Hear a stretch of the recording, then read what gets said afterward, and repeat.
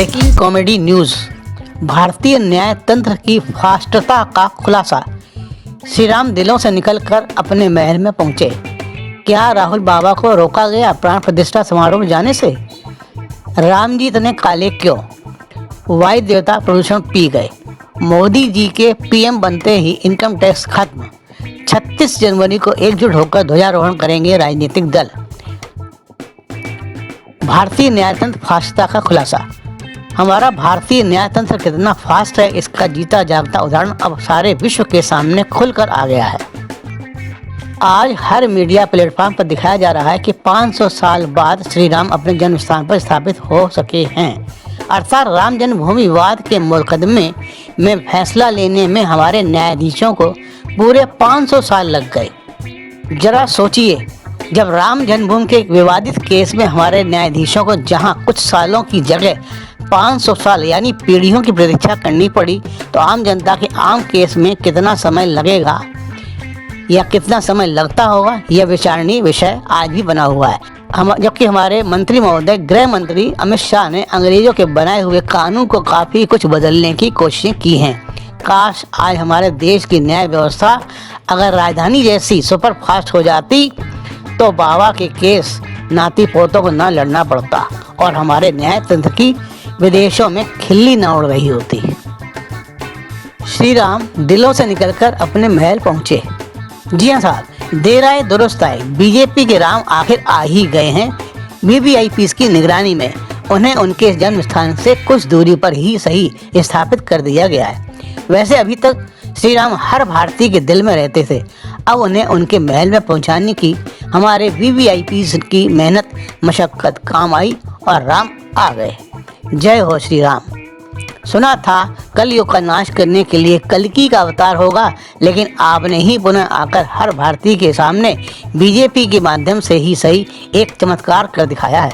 प्रभु आपकी लीला विचित्र है, आपकी लीला आप ही जाने। जहां एक और राम मंदिर निर्माण के लिए बड़ी बड़ी हस्तियों ने, पूंजीपतियों ने दिल खोलकर अपने बृहत हस्त से करोड़ों रुपए दान किए, वहीं हमारी गरीब जनता ने भी अपनी सामर्थ्य से कहीं ज्यादा यह सोचते हुए कि भूखे मर जाएंगे लेकिन राम का महल जरूर बनवाएंगे, जी खोल कर दान किया। अब इस बेचारी गरीब जनता पर श्री राम की कृपा जैसे कब पड़ती है, पड़ती भी है या नहीं? नए नए करों का और बोझ लाद कर इन गरीबों का खून मच्छर की तरह चूसा जाएगा, यह भी अभी भविष्य के गर्त में है। क्या रोका गया राहुल बाबा को प्राण प्रतिष्ठा समारोह जाने से? हाँ, एक बात जो सुनने में आ रही है कि हमारे राहुल गांधी को श्री राम जी के प्राण डालन समारोह में झांकने भी नहीं दिया गया। ये तो जाति है जनाब। क्या बेचारा पप्पू हिंदू नहीं है? क्या उसके सीने में दिल नहीं है? और क्या उसके दिल में श्री राम व्याप्त नहीं है? ये ऐसा दर्द है जो जिसके होता है वही बयां कर सकता है। ये तो बीजेपी की गलत बात है। इसके लिए पप्पू उन्हें कभी माफ नहीं करेगा और अप्रैल में होने वाले लोकसभा चुनाव में इस अपमान का बदला जरूर लेना चाहेगा। जय हो राहुल बाबा की। राम जी इतने काले क्यों?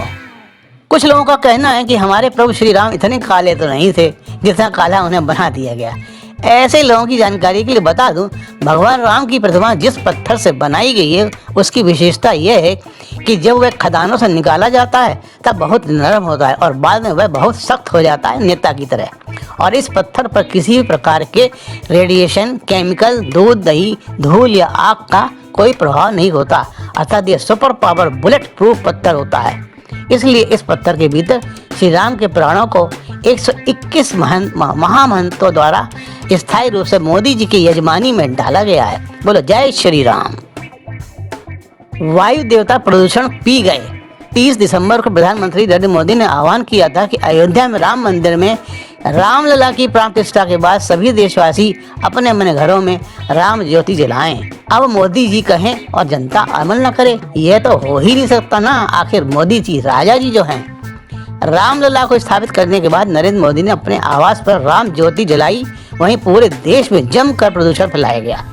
ज्ञात हो, जब देश में दीपावली का त्योहार पूरे हर्षोल्लास के साथ समस्त देशवासी बनाते हैं तो उन पर अंकुश लगा दिया जाता है कि पटाखे न चलाएं, इससे प्रदूषण फैलता है। यानी पटाखे चलाने पर सरकारी तंत्र द्वारा रोक लगा दी जाती। और जब मोदी जी ने दिवाली मनाने की बात को लेकर सरकारी पटाखे चलाए गए तो हमारे वायु देवता शायद सारा प्रदूषण खुद पी गए। तभी तो भीषण ठंड में जब रात को घने कोहरे के कारण चलना भी दूभर होता है, तब भी प्रदूषण नाम की कोई चिड़िया नहीं आई। वाह रे मेरे प्रभु, तेरी लीला परम्पार है। बोलो जय श्री राम। आला अधिकारियों और स्टार नेताओं की हो गई बल्ले बल्ले। ब्रोकरेज फर्म रेफरीज के मुताबिक एक अनुमान लगाया गया है कि राम मंदिर में हर वर्ष लगभग 5 करोड़ से अधिक पर्यटक श्री राम मंदिर दर्शन के लिए आ सकते हैं, जिससे होटल, एयरलाइंस, अस्पताल, एफएमसीजी समेत कई क्षेत्रों के व्यावसायिक प्रतिष्ठानों पर लक्ष्मी जी अपनी पूरी कृपा दृष्टि डालेंगी और सरकारी खजाने तो कुबेर देव तो जनता के टैक्स वसूल के जरिए धन से लबालब कर देंगे, जिससे हमारे आला अधिकारी और स्टार नेताओं की तो हो जाएगी बल्ले बल्ले। यह बात ब्रोकरेज फर्म बताना शायद भूल गई। ये तो थी कुछ खबरें रामलला की घर वापसी की। अब कुछ और मजेदार खबरों को भी देखते चलते हैं। मोदी जी के पीएम बनते ही इनकम टैक्स खत्म। जी हाँ, पुरानी अखबारी कतरनों में एक ऐसी कतरन सामने आ गई जिसे देखकर मैं चौंक पड़ा। शायद आप भी सुनकर चौंक जाएंगे, क्योंकि खबर ही कुछ ऐसी धमाकेदार है जिससे अच्छे अच्छों की जुबान अपने आप ही चलने क्या फिसलने को मजबूर हो जाएगी।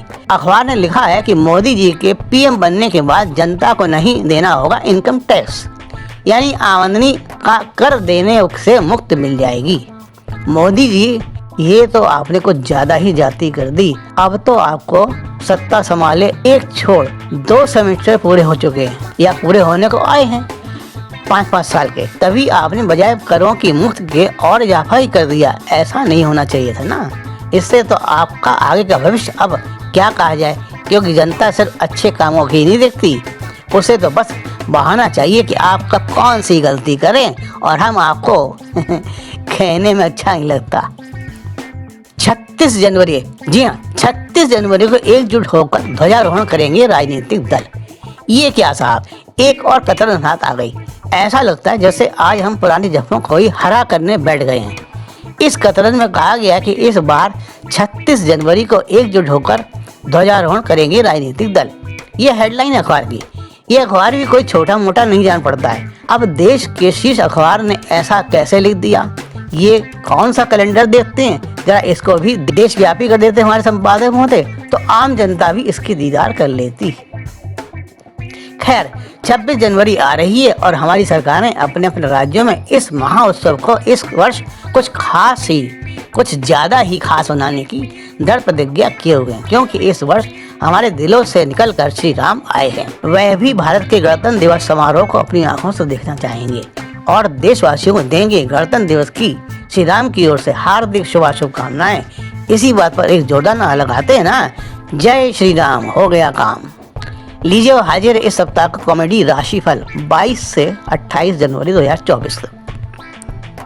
मेष राशि के जातकों के लिए यह सप्ताह बहुत ही महत्वपूर्ण योग लेकर आया है, क्योंकि पिछले 22 वर्षों से जो काम रुके हुए थे वे राम जी की कृपा से पूर्ण होंगे।